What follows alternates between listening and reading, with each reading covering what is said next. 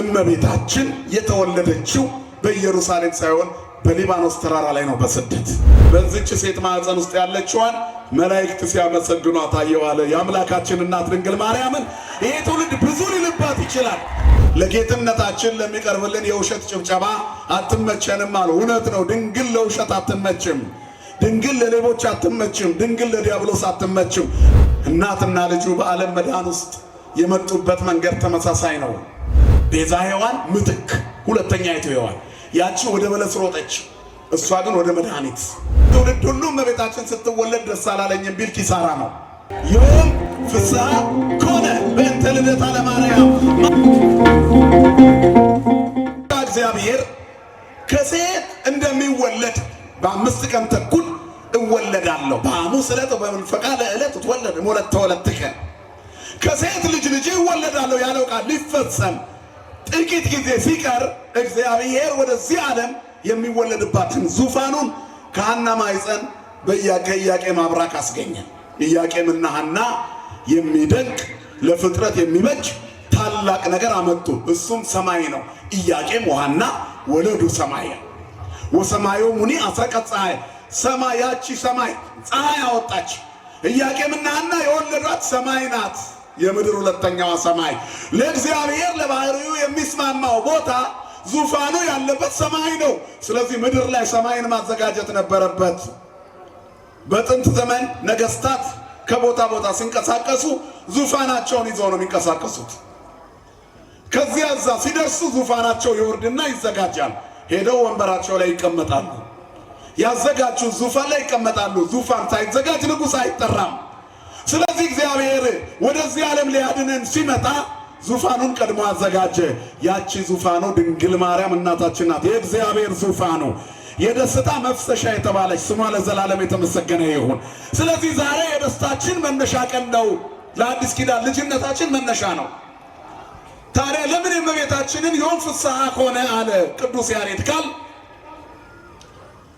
መነሻ የሌለው ደስታ የለማ። ክርስቶስ ስለተወለደ ደስ ብሎናል። ከማን?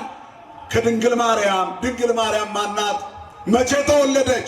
ግንቦት 1 ቀን በሊባኖስ ተራራ ላይ እሷ ስትወለድ ዮም ፍስሐ ኮነ፣ ልዩ ደስታ ሆነ። ክርስቶስ ሲወለድ ማደሪያ አጥቶ እንደተንከራተተ ሁሉ ድንግል ማርያምም እንዳትወለድ ሰይጣን ሰልፉን አጠናክሮ አሳዷት ነበር። የገሊላዋ አንዲት ትንሽ ብላቴና ገሊላዊቷ የተወለደችው ገሊላዊቷ ሐና የወለደቻት እመቤታችን የተወለደችው በኢየሩሳሌም ሳይሆን በሊባኖስ ተራራ ላይ ነው በስደት። በታላቁ ተራራ ላይ የሚደንቅ ብርሃን ተገለጠ። እሱም የብርሃን እናት የፀሐይ መውጫ ምስራቀ ምስራቃት ድንግል ማርያም ተወለደች። ስሟ ለዘላለም የተመሰገነ ይሁን። የአምላካችን እናት። የሰው ልደት ሲከበር በዚህ ዘመን ምን ያህል ገንዘብ ወጪ እንደሚደረግ ዜና ሆኖ የሚሰራበት ዓለም ላይ ነው ያለ ነው። የእመቤታችን ልደት ግን የሚከበረው በንፍሮ ነው። ሌላ ነገር እኛ የጨማመርንበት ነገር ሁሉ አሁን ስላለን እሷ ስለተወለደችልን የተገኘ በረከት ነው እንጂ የእመቤታችን እናቷ ሐና የታረሰችው በንፍሮ ነው። ለዚህ ነው ንፍሮ የሚቀቀለው። ደጅ ላይ የምንለውም ለዚህ ነው። መጥቁል የተባለ ጠንቋይ ሐናን አሳዷት ነበር። ለዚህ ሁሉ መነሻው ሐና እመቤታችንን ከጸነሰች በኋላ ሳሚናስ የሚባል አጎቷ ይሞታል። ሐናም ሜዳ አስከሬኑን ይዛ ለማልቀስ ደገፍ ብትል የሐናን ሆድ ሲነካ ሳሚናስ ተነስቶ ቆሞ የሰማይ ምድር ንግሥት ሆንሽ ብሎ እጅ ነሳት ይላል። አይሁድ ምን አየህ ብለውታል። በዚች ሴት ማዕፀን ውስጥ ያለችዋን መላእክት ሲያመሰግኗት አየዋለ የአምላካችን እናት ድንግል ማርያምን።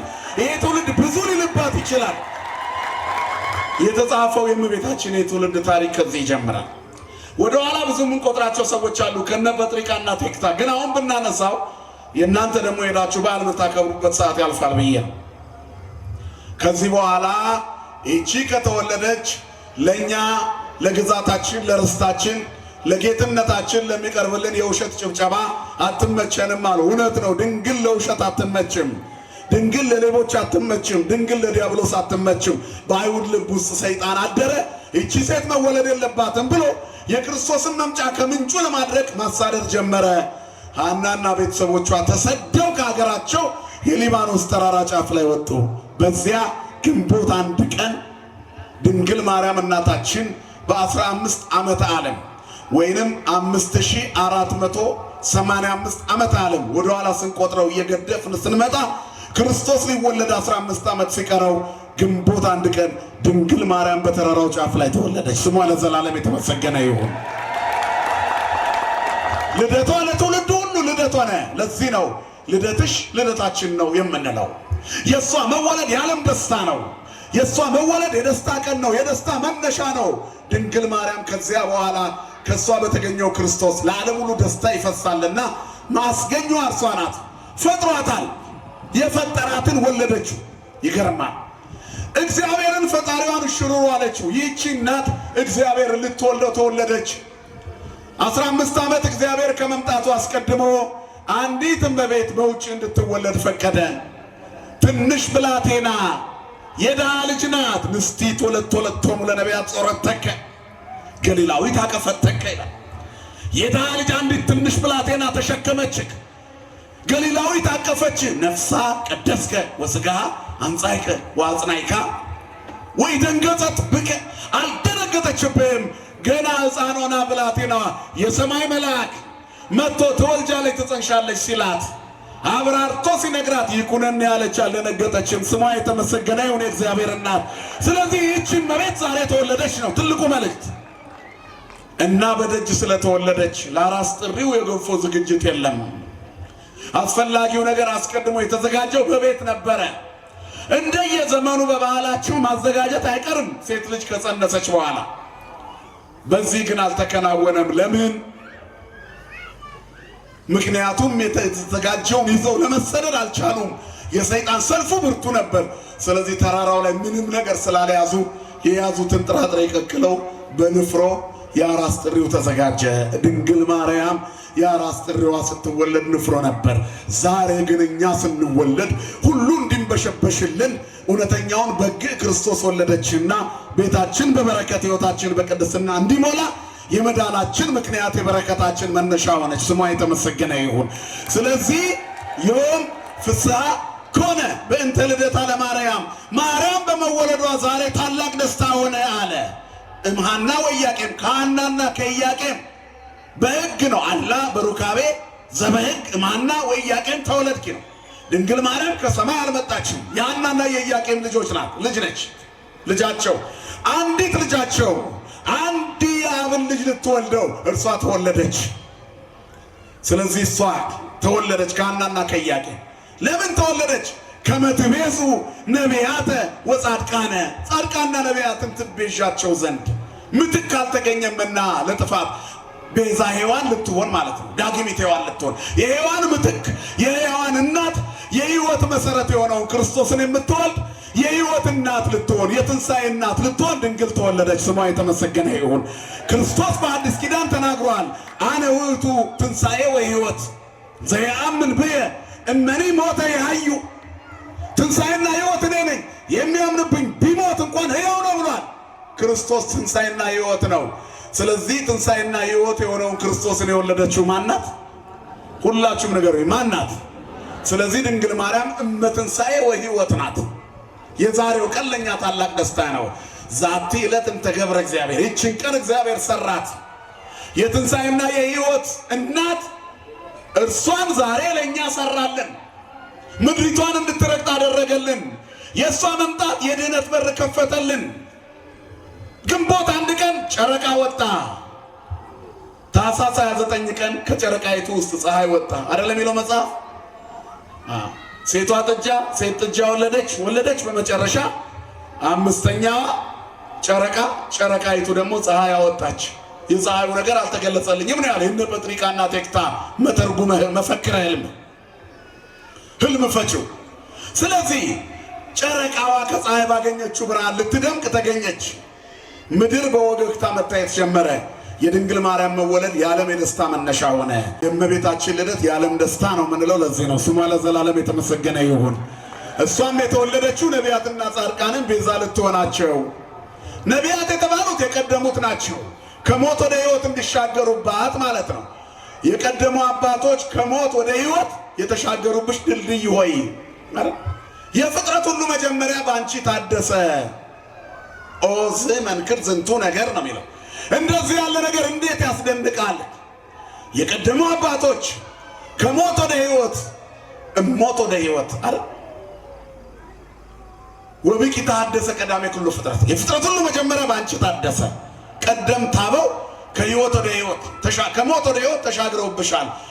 ከሞት ወደ ሕይወት መሻገሪያዋ ድልድይ ዛሬ ተገኘችልን። እንኳን ደስ አላችሁ። እመቤታችን ተወለደች ማለት ይሄ ነው፣ የደስታ ቀን።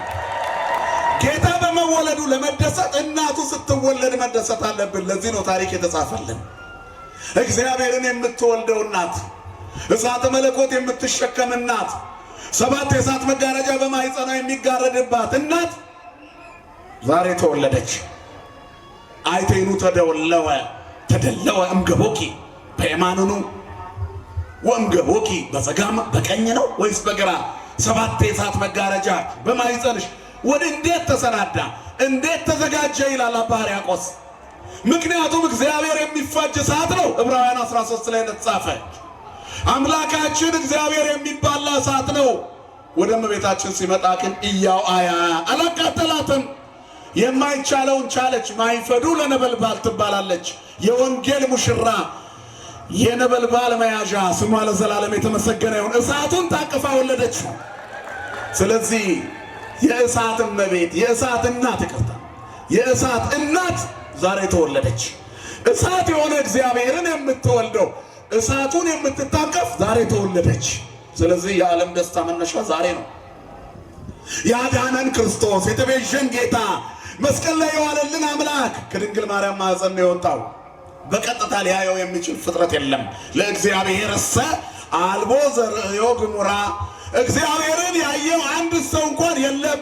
ነገር ግን አንድ ልጁ በሥጋ ተገልጦ ተረከው። አባቴ እስከ ዛሬ ይሰራልን የምሰራለው መንፈስ ቅዱስ ሕይወትን ይሰጣል አረ ይህን ሲናገር ሲያስተምር ቆየ። ማን? በአባቱ እቅፍ ያለ አንድ ልጁ እንዴት ሆኖ ታየ? በሥጋ ማርያም ተገለጠ። ከሥጋዋ ሥጋ ከነፍሷ ነፍስ ነስቶ በተዋህዶ አምላክ ሰው ሆነ። ሰውን አምላክ አረገ። ስሙ ለዘላለም የተመሰገነ ይሁን አምላካችን። ስለዚህ የእግዚአብሔር መወለድ መነሻ እናቱ ዛሬ ተወለደች ነው። ይሁን ፍስሐ ከሆነ ከመትቤዙ ነቢያቶ ጻድቃንና ነቢያትን ትቤዣቸው ዘንድ እንዴት? በሔዋን የወደቁት ሊነሱ፣ በሔዋን የሞቱት ሕይወት ሊያገኙ፣ በሔዋን የተራቆቱ ሊለብሱ። እርሷ የሰማያዊ ልብሳችን የክርስቶስ ቤት ሆነች፣ ማደሪያ ሆነች። ማይደረ ክርስቶስ ዓለም በኃጢአት ምክንያት ተራቅቶ የበረደውን ዓለም ሊያሞቅ እሳት ክርስቶስ በእመቤታችን ማኅፀን ውስጥ ሆነ። የማይቻለውን ቻለች፣ የማይወሰነውን ወሰነች።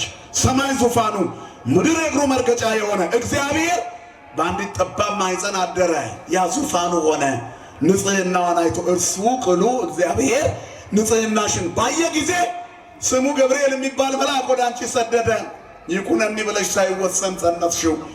ከላይ ሳይጎድል ከታች ሳይጨመርበት እግዚአብሔር ባንቺ ሰው ሆነ ይላል ሊቁ። ስለዚህ እግዚአብሔር ሰው ሊያደርገን ሰው የሆነባት እመቤት ዛሬ ተወለደች። አዲስ ኪዳንን ለመናገር ይሄ ነው። የደስታችን እጥፍ ድርብ የሚሆነው በክርስቶስ ትንሣኤ በዓል መከበሩ ነው። ምክንያቱም የትንሣኤው ምስጢር ከሦስቱ ደጆች መካከል አንደኛው ደጅ ነው። የአብን ሦስቱን ደጆች በእውነት አደንቃለሁ ይላል አባ ጊዮርጊስ ዘጋስጫ አርጋኖን ዘቀዳሚት ላይ። የመጀመሪያው የድንግልና ደጅ ሳይከፈት ገብቶ የወጣበት የማርያም ማኅፀን። ሁለተኛው የመቃብሩ ደጅ መቃብር ክፈቱልኝ መግነዝ ፍቱልኝ ሳይል የተነሳበት። ሦስተኛው ደጅ ጽርሐ ጽዮን የሐዋርያት ደጅ ተዘግቶ የነበረው አይሁድን ፈርተው የዘጉበት ደጅ ሳያስከፍት ገብቶ ሰላም ለእናንተ ይሁን አላቸው። ስለ ሁለቱ ምክንያት አገኘው ይላል። የመቃብሩን የሚመስለው ነገር አለ። እንባቆም የተባለ ነቢይ ስንቅ ይዞ እየሄደ እያለ ነቢዩ ዳንኤል በዳግመኛ ወደ መቃብር ወደ ጉድጓድ ወደ አናብስት ጉድጓድ ተጥሎ ሳለ የእግዚአብሔር መልአክ በትከሻው ይዞት ወደ ዳንኤል ወሰደው። መቃብሩ አልተከፈተም ነበረ። መልአኩ በታምራት ይዞት ገባ። ከነቢዩ ጋር ተጨዋወቱ። ምግብም ሰጠው ስንቁን። ተመልሶ ሲወጣ የመቃብሩ ደጅ የጉድጓዱ ደጅ እንደተዘጋ ነበረ። ስለዚህ ይሄ የመቃብሩን ደጅ ይመስለዋል። ስለተዘጋው ቤት የሚመስል አለ። የሐዋርያት ሥራ ምዕራፍ 12 ላይ እነ ጴጥሮስ እየሰበኩ ነበር። ወስደው አሰሯቸው፣ በግንብ ጠርቀው በእስር ቤት ውስጥ ከተቷቸው። እስር ቤቱ እንደተዘጋ በማግስቱ ወጥተው ይሰብኩ ነበር። መልአክ ይዟቸው ወጣ በተዘጋው ደጅ። እነሆ ያሰራቸው ሰዎች እየሰበኩ ነው ሲባሉ ሹማምንቱ ሮጠው ወደ ወይን ቤት ሲሄዱ በሩ እንደተዘጋ ነው፣ ቁልፉ እጃቸው ላይ ነው። ወደ ውስጥ ግን ሲገቡ እነ ጴጥሮስ የሉም፣ እንደተዘጋ ወጥተዋል። ስለዚህ ዝግ ቤቱንም ይመስላል። ለድንግልናሽ ደጅ እጠናለሁ አለ። ሴት ልጅ በድንግልና ጸንሳ ወለደች ሲባል አልሰማሁም። ከወለደችውም በኋላ ድንግልናዋ እንደተጠበቀ ኖረ ሲባል ሰምቼ አላውቅም።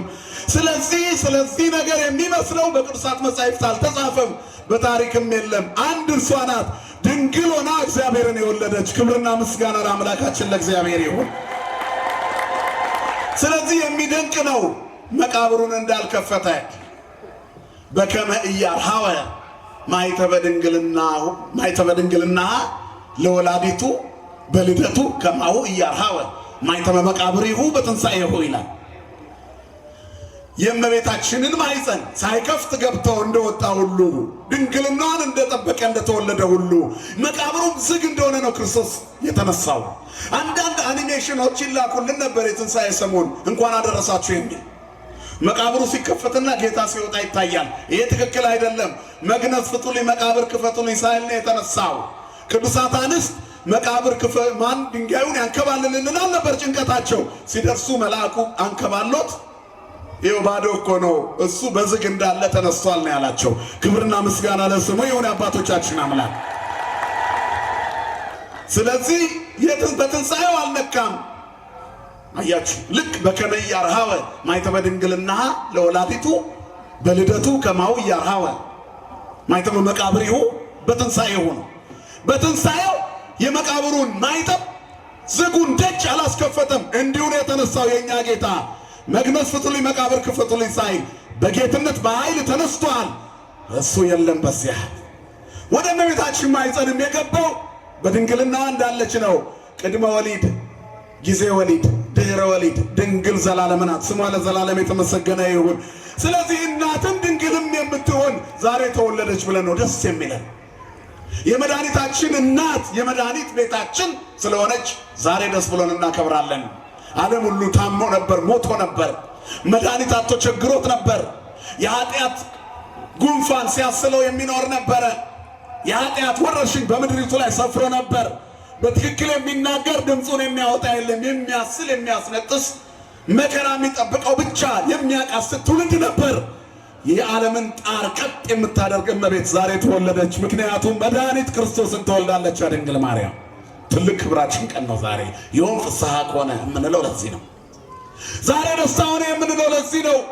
የሰማይ ቤታችን ታላቋ ደጅ የተገኘችበት ቀን ነው። የሰማይ መግቢያችን ክርስቶስ ያዘጋጀልን በአባቴ ቤት ብዙ መኖሪያ አለ፣ በዚያ ስፍራ አዘጋጅላቸዋለሁ ያለን ጌታ፣ በዚያ የሚገለጥ አምላክ፣ በዚያ እኛን የሚሰበስበን ጌታ የተወለደባት የእሱ ማደሪያው ቤቱ መቅደሱ የሆነች የማትፈርሰዋ ዘኢትትነሰት መቅደስ የተባለች የማትፈርሰው አማናዊት መቅደስ እንደተቀደሰች እንደከበረች በድንግልና የምትኖር ድንግል ዛሬ ተወለደች። ደስ ይበላችሁ ነው ይሁን ፍስሐ ከሆነ።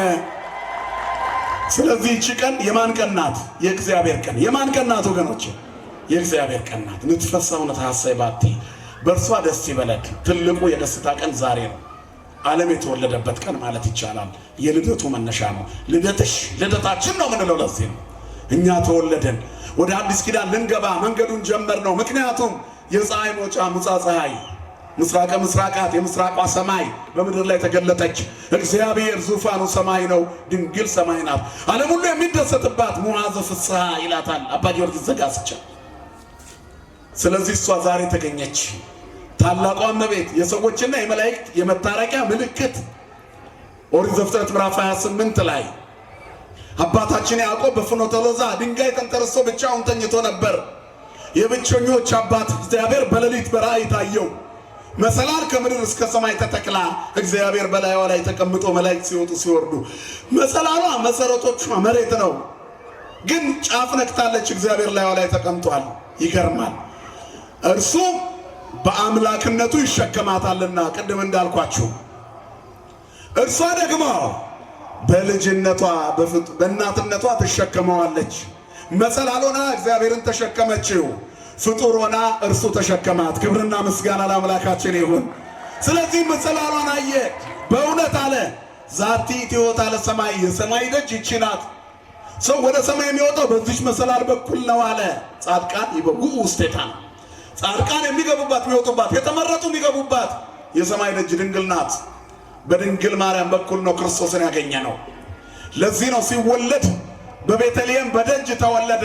እናቱ ተንከራታ ከእናቷ በእናቷ ማኅፀን ሳለች የተወለደች ሊባኖስ ተራራ ላይ፣ እሷ ደግሞ ልክ እንደ እናቷ ተንከራታ የዓለም ብርሃን መድኃኒት ክርስቶስን በደጅ ወለደችው።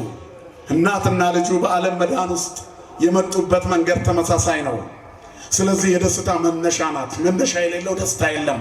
የደስታዎች ሁሉ አስገኝ ናት። ዮም ፍስሐ ሆነ በእንተ ልደታ ለማርያም፣ ዛሬ ደስታ ሆነ ማርያም በመወለዷ። ደስ ይበላችሁ ክርስቲያኖች፣ የእግዚአብሔር እናት የተወለደችበት ቀን ነው።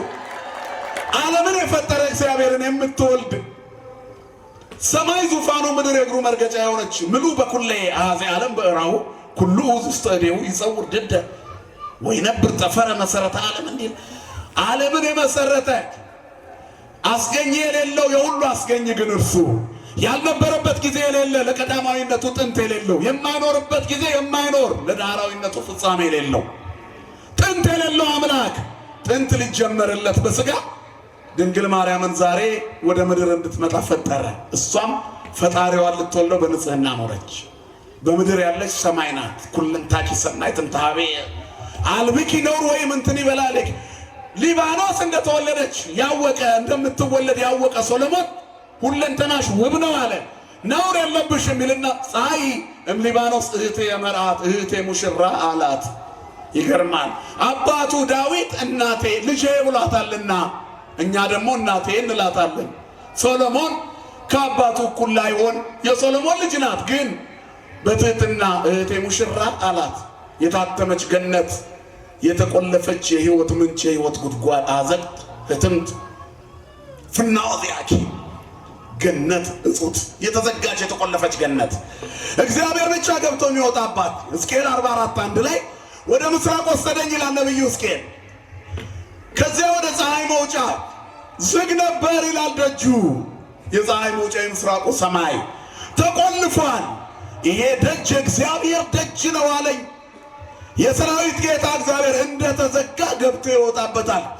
ከወጣም በኋላ እንደተዘጋ ይቆያል። ምጥ ሳያገኛት በድንግልና ወለደችው። ኢሳይያስ 66 ላይ በድንግልና የወለደችው ድንግል ማርያም ድንግልናዋ እንደተጠበቀ ኖረች። ድንግል ዘላለም ሆነች። ስሟ ለዘላለም የተመሰገነ ይሁን። ሳያስከፍት ገብቶ ወጣ። የፀሐይ መውጫ ያለ ፀሐይ ክርስቶስ ነው። ፀሐይ የጽድቅ አርያማዊ ዘበንጽ መራዊ ውእቱ ኢየሱስ ክርስቶስ የንጽህና ሙሽራ በአርያም ያለ ፀሐይ ክርስቶስ ነው። ሰማይ ማን ነው ታዲያ? እመቤታችን። በምድር ያለች ሰማይ ኮንኪ ዳግሚተ ሰማይ ዲበ ምድር፣ በምድር ላይ ያለች ሁለተኛዋ ሰማይ። ኦ ወላዲተ አምላክ ዘእንበለ ርኩስ፣ ያለ ርኩሰት የእግዚአብሔር እናት ሆንሽ። እውነተኛ ሰረቀ ለነ እምኔኪ ፀሐይ ጽድቅ፣ እውነተኛ ፀሐይ ካንቺ ወጣለት። ስለዚህ ድንግል ይህች ናት የፍጥረት ሁሉ እመቤት፣ ቤዛ ሔዋን ምትክ፣ ሁለተኛ ይቱ ሔዋን። ያቺ ወደ በለስ ሮጠች፣ እሷ ግን ወደ መድኃኒት። ያቺ በለስ ቀጥፋ አደማች፣ እሷ ግን በድንግልና መድኃኒት ወለደች። ከበለሲቱ የወጣው ደም ወጥ የሰው ልጆች ውድቀት ምክንያት ሆነ። ከመቤታችን የወጣው ፍሬ ግን ደመ አስካል ሆነ፣ የፍሬ ደም። ወበደመ አስካልኪ ማዕድም የሚላት ለዚህ ነው። ንትፌሳ ኩልነ በዝክረ ስምኪ ጡብ ወበደመ አስካልኪ ማዕድም። ቅድስት ማርያም ቤዛዊተ ኩሉ ዓለም። ያቺ የዓለም ሁሉ መውደቅ ምክንያት ሔዋን እንደሆነች ለዓለም መዳን ምክንያት ድንግል ማርያም ሆነች ማለት ነው። ስሟ ለዘላለም የተመሰገነ ይሁን የአምላካችን እናት። ስለዚህ ሰሞኑን የተነሳው ግርግር የእመቤታችን በዓል በድምቀት እንዲከብር ምክንያት ሆኗል። አያችሁ፣ ጠላት ባጉረመረመ ቁጥር እግዚአብሔር አዲሱን ሰራዊት በምስጋና ያስነሳል። ድንግል ማርያም በምስጋና ከበረች። ልጇ በትንሣኤው ከፍ ከፍ አለ። ክብርና ምስጋና ለአምላካችን ለእግዚአብሔር ይሁን። በእግዚአብሔር ደስ አለኝ የሚል ትውልድ ሁሉ እመቤታችን ስትወለድ ደስ አላለኝ የሚል ኪሳራ ነው። እንኳን እሱ ልጁ እንኳን ስትወለድለት ለልጁ ልደት ቤቱን ጉድ ጉድ ብሎ ግድግዳ ለማሳመር ይሮጣል። በፊኛና በዲኮሬሽን ይሞላል። የድንግል ማርያም ልደት ምንም ወጪ አልጠየቀም። ንፍሮ ብቻ ቀቅለን ቁጭ ካልን ትልቅ ክብር ነው። የደላው ነው ሌላ ነገር የሚያደርገው እንጂ ትልቁ ክብራችን ቤታችን ሊጠፋ የማይችል ትንሽ ንፍሮ በአቅማችን ልናከብረው የምንችለው ልደት ሆነ፣ ለበጎ ሆነ። የአይሁድ ክፋታቸው የሰይጣን ተንኮል ለበጎ ሆነ። ዛሬም ቤዛዊተ ኩሉ ዓለም አትባልም የሚለው ቃል ለበጎ ሆነ። ስለ ቤዛዊነቷ ከክርስቶስ ቤዛነት የተለየ መሆኑን የጸጋ ቤዛነት መሆኑን የሚያስተምሩ መምህራን እንደ አሸን ፈሉ። ትርጓሜው ጎረፈ፣ ህዝቡ ገባው። ክርስቶስ አዳኝ ነው፣ ልጇ መድኃኒት ነው። ከእርሱ በላይ አምላክ የለም፣ ከእርሱ ሌላ ጌታ የለም። እርሷ እመቤት ናት። እሷን የሚያክል ከሰው ዘር ደግሞ የለም። ከፈጣሪ በታች ናት፣ ከፍጡራን በላይ ናት። ምክንያቱም በታሪክ ውስጥ እግዚአብሔርን የወለደች ማንም የለችም፣ ወደፊትም አትኖርም። እሷ ብቻ ናት። ስሟ ለዘላለም የተመሰገነ ይሁን። በዚህ ብቻ ቤዛዊተ ኩሉ ዓለም ትባላለች። ስለዚህ የዓለም ቤዛ የሆነ የክርስቶስ እናት ቤዛዊተ ኩሉ ዓለም ድንግል ማርያም ተወለደች። እንኳን ደስ አላችሁ። ስለ ክርስቶስ ቤዛነትማ በየጊዜው እንደተናገርን ነው። በልደቱም ቀን ቤዛ ኩሉ ዓለም ዮም ተወልደ ብለን ስንዘምር እንውላለን። ደስታችን ወደር የለውም። ያለ እርሱ ቤዛነት አልዳንም። እሱ ሥጋውን ቆርሶ ደሙን አፍሶ አድኖናል። እኛን ያዳነበት መንገድ የሆነችው ግን ድንግል ማርያም ናት። የእግዚአብሔር የመምጫው መንገድ ሆነችልን። ድንግል ማርያም የእግዚአብሔር ማደሪያ ሆነች፣ ዙፋኑ ሆነች። ስለዚህ ድንግል ማርያም የከበረች እመቤት ናት። እንኳን ተወለደችልን፣ እንኳን ተወለድሽልን በላት ድንግል ማርያምን። ልደትሽ ልደታችን ነው፣ በረከቱ የሁላችንም ነው። ብዙ ማለት እንችላለን፣ መሽቷል፣ ይበቃናል። ከልደቷ በረከት ያሳትፈን፣ በሰላም በሕይወት በፍቅር ይጠብቀን፣ የሰማነውን በልቦናችን ያሳድርብን።